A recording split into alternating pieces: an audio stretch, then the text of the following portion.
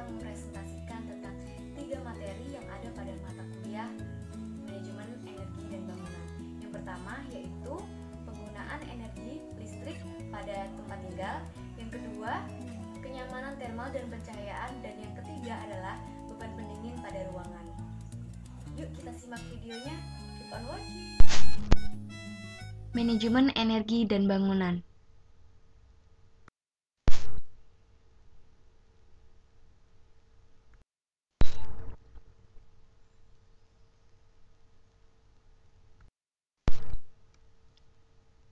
Nah, pada kesempatan kali ini saya akan menjelaskan tentang 3 materi yang ada pada mata kuliah Manajemen Energi dan Bangunan. Materi yang pertama yaitu analisis penggunaan energi pada tempat tinggal, yang kedua kenyamanan termal dan pencahayaan, yang ketiga beban pendingin pada ruangan. Yang pertama kita akan membahas tentang analisis penggunaan energi. Intensitas konsumsi energi atau biasa disingkat IKE merupakan istilah yang digunakan untuk mengetahui tingkat pemakaian energi pada suatu bangunan. Energi yang dimaksudkan di sini adalah energi listrik. Nilai intensitas konsumsi energi penting untuk dijadikan tolak ukur menghitung potensi penghematan energi yang mungkin diterapkan di tiap ruangan atau seluruh area pada bangunan. Nah, ini adalah struk penggunaan listrik rumah tempat tinggal saya pada bulan Maret. Nah, pada bulan Maret, biaya yang dihabiskan yaitu Rp208.234 dengan daya sebesar 154,01 kWh. Nah, karena saya menggunakan golongan listrik 900 volt ampere, maka tarif listrik per kilowatt hour-nya itu sekitar Rp1.352. Nah, ini dia adalah data penggunaan elektronik yang ada di rumah saya selama 1 bulan. Jika dihitung semuanya, 1 bulannya menghabiskan 153,22 kWh per bulan.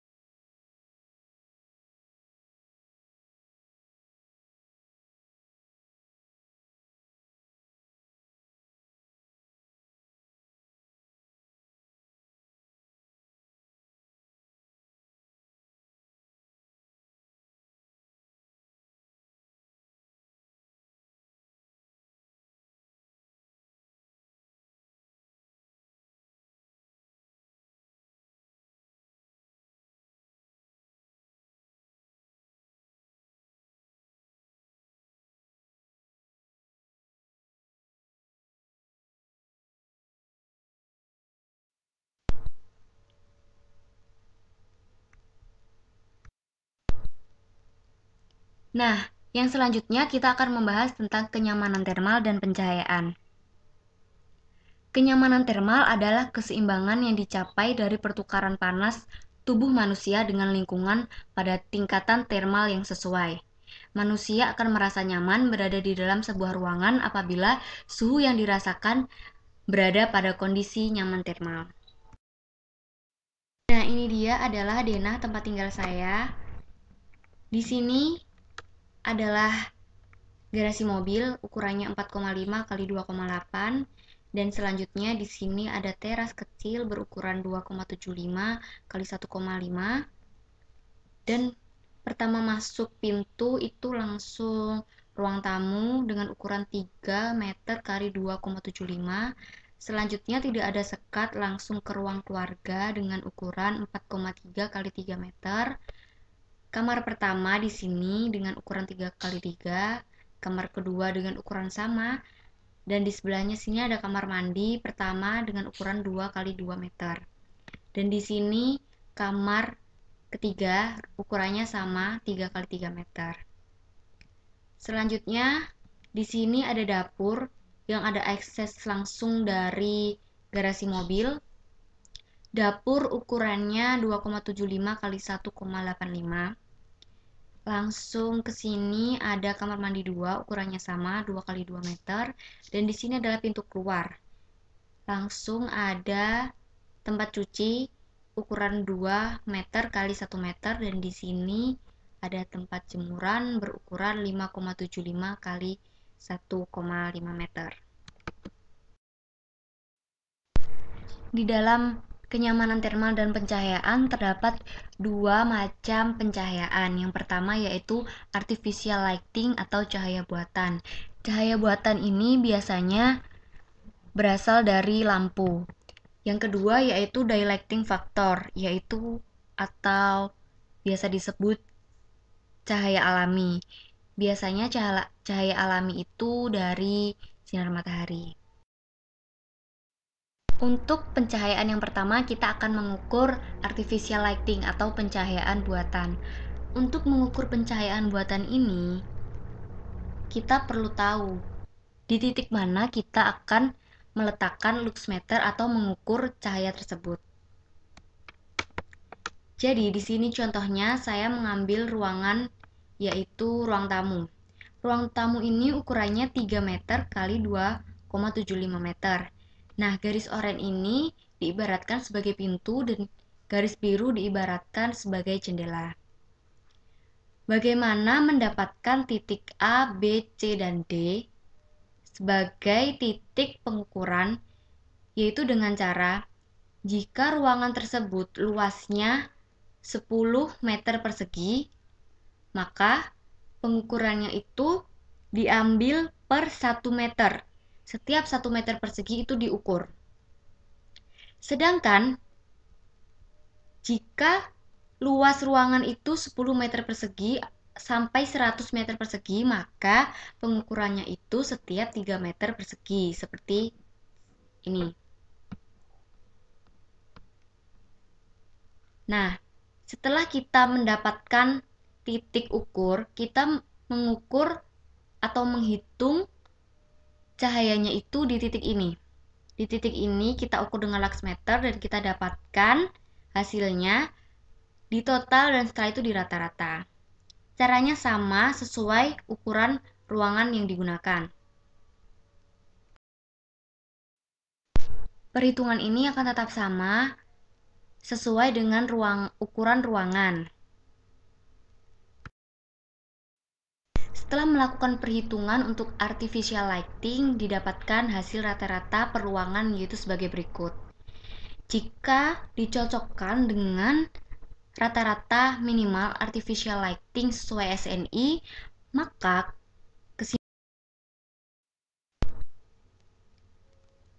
artificial lighting yang terdapat pada rumah saya itu belum sesuai SNI.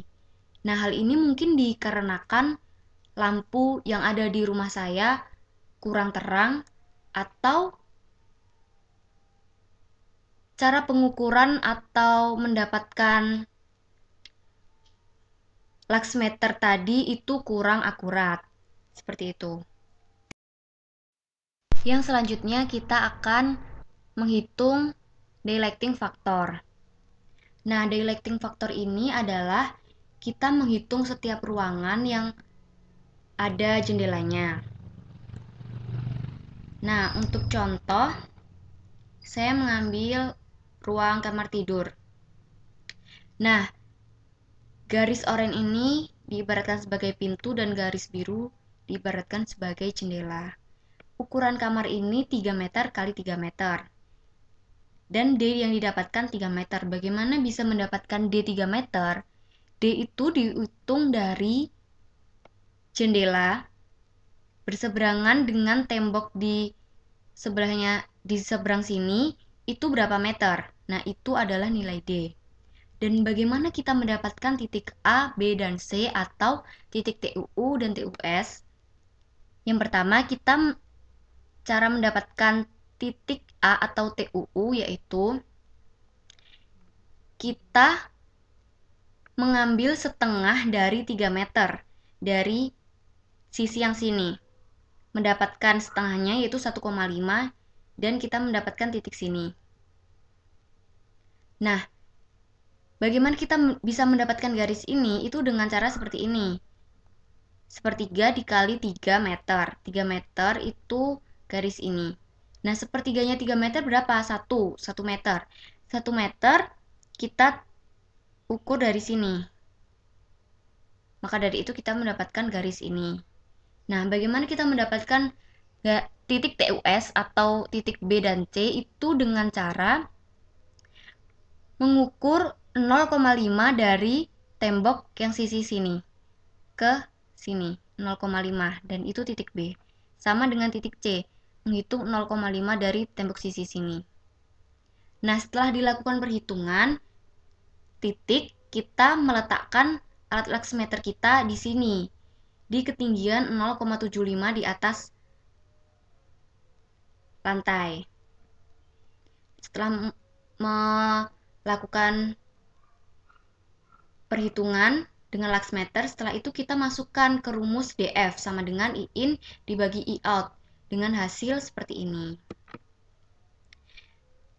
Semua ruangan sama, cara mendapatkan titiknya. Ruangan ini pun juga sama. Nah, setelah didapatkan hasil TUU perhitungan dan TUS perhitungan, maka didapatkan hasil seperti ini. Nah, jika dibandingkan dengan TUU SNI dan TUS SNI, itu ruangan yang saya lingkarin ini sudah sesuai dengan SNI. Karena apa? Karena hasil laksmeternya itu sudah berada pada minimum TUU dan TUS SNI.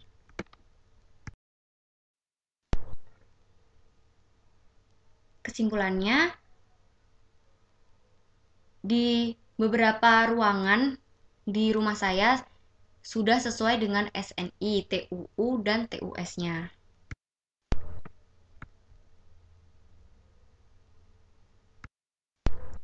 Nah, yang selanjutnya kita akan membahas tentang beban pendingin pada ruangan. Beban pendingin adalah jumlah total energi panas yang harus dihilangkan dalam satuan waktu dari ruangan yang didinginkan. Beban ini diperlukan untuk mengatasi beban panas eksternal dan internal.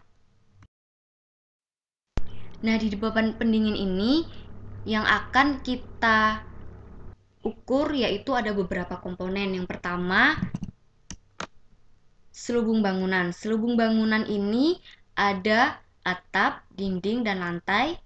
Setelah itu infiltrasi udara. Setelah itu pencahayaan atau lampu. Setelah itu peralatan listrik. Dan yang terakhir yaitu penghuni. Yang penghuni ini ada sensibel dan laten.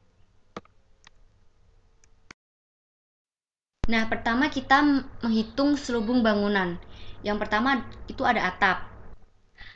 Sebelum kita menghitung, kita menggunakan ruangan kamar tidur yang ukurannya yaitu panjang 3 meter, lebar 3 meter, dan tinggi 3,5 meter.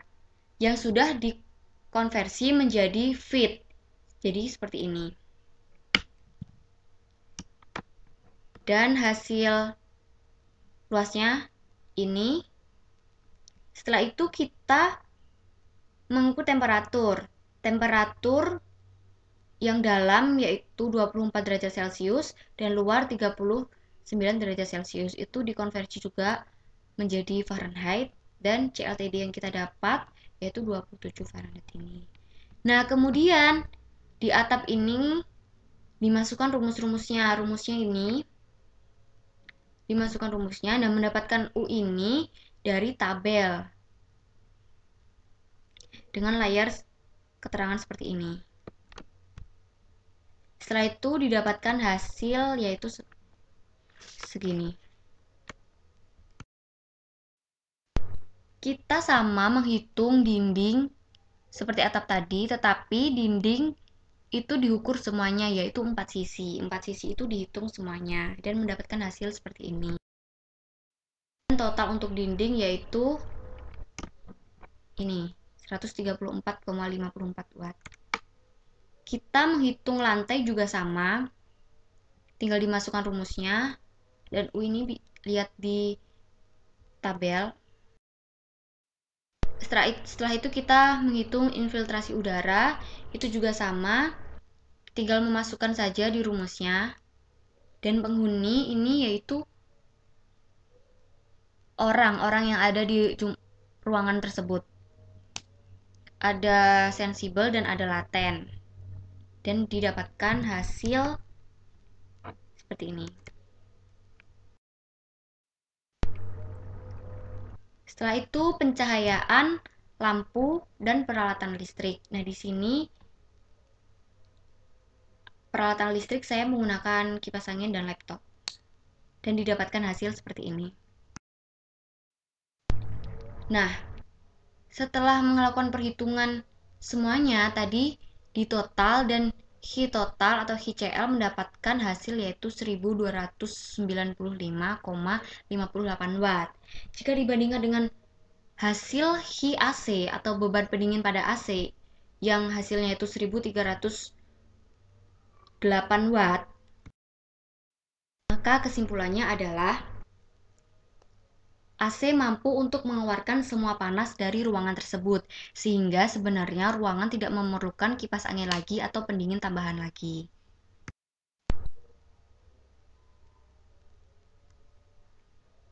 Nah, itu tadi adalah penjelasan saya tentang 3 materi yang ada pada mata kuliah Manajemen Energi dan Bangunan. Apabila saya ada kekurangan atau kesalahan, saya mohon maaf. Wassalamualaikum warahmatullahi wabarakatuh.